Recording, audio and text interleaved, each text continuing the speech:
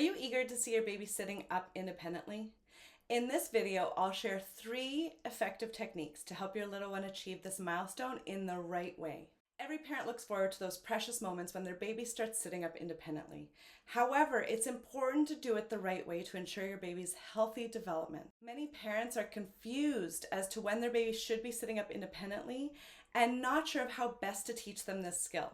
I see all kinds of contraptions, yes, Bumbo, I'm looking at you, setups with pillows and even setting up baby propped up on their arms in more of a tripod position.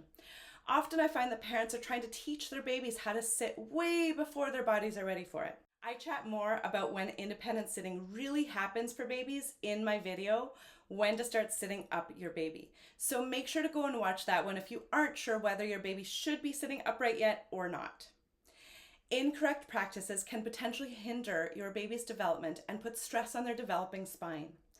In this video, I'm going to go through 3 ways to help your baby sit once they're ready for this skill in ways that support their muscular development rather than hinder it. Hi, I'm Kylie and I'm here to empower mothers and provide clarity on baby development and how body tightness and tension can affect your baby's overall functioning.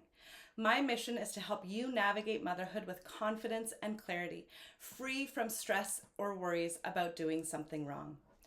For a comprehensive guide on infant development, be sure to check out my quick guide to infant development linked below this video. It will give you a clear understanding of what's normal and typical for your baby's development in the first 2 years.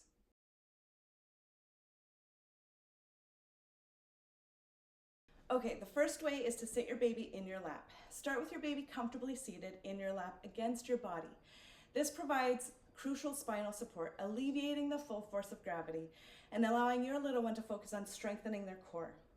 You can initiate gentle weight shifting exercises to engage and challenge their core muscles.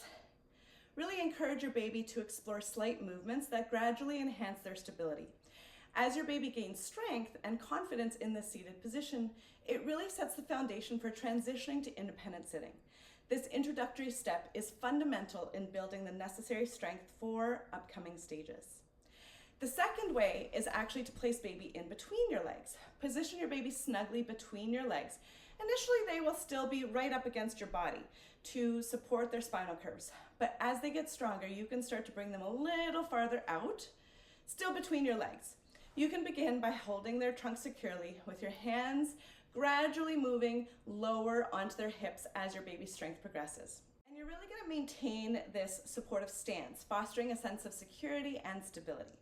Now, this intermediate step prepares your baby for more comfort and confidence sitting by getting them used to slightly less supported position. So this method really serves as like a bridge between the lap sitting and then the independent sitting just on their own. And it really fosters the gradual development of your baby's postural control. Now, the third way is to transition your baby in and out of sitting. And this is really to facilitate the transition in and out of sitting positions to build your baby's muscle memory and enhance their mobility so that they can eventually do it on their own since they kind of know what it feels like. And I'm going to be demonstrating this on a table, but you'll be doing this on the floor. I'm just using this for demonstration purposes so that you can really see what I am doing with baby. In my experience, supporting hundreds of parents and babies, there are generally 2 ways that babies naturally get in and out of sitting, and you can assist them with each way. So the first way is from a side lying to sitting position. This is really guiding your baby. So if they're on their belly or on their back, you're going to guide them to a side lying position. And you're going to place one hand under the armpit closest to the floor and the other hand on the top hip. You're going to apply gentle, firm pressure on the hip and lift under the armpit at the same time to get your baby into a sitting position. Once seated, you can place them in your lap or between your legs by providing that continual support. The second way is hands and knees to sitting.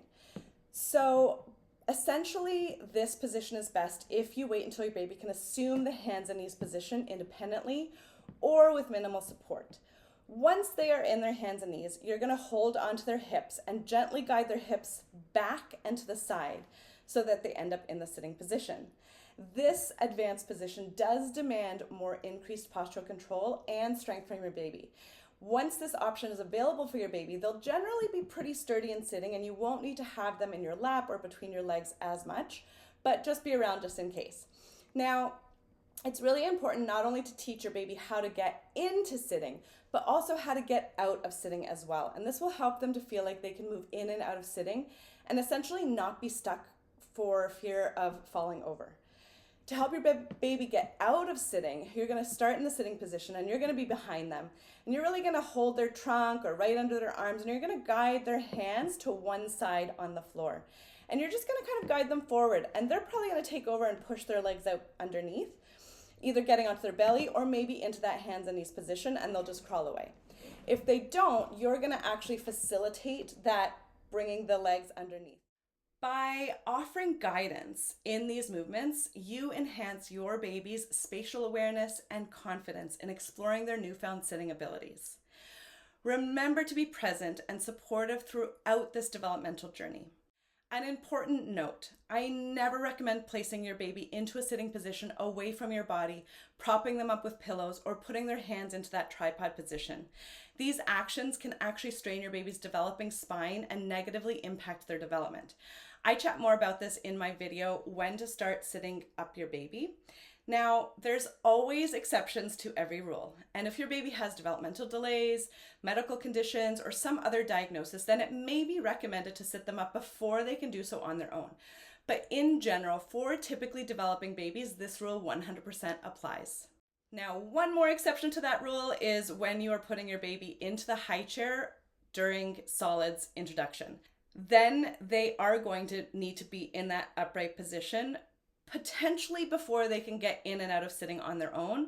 And it's totally fine and actually the safest place for your baby to be sitting up in their high chair, and you'll have to put them there. So that's the other exception to that rule. If you want a comprehensive understanding of your baby's development, allowing you to stop the comparison game and watch for red flags, check out my quick guide to infant development. It's linked below. Thank you so much for watching this video.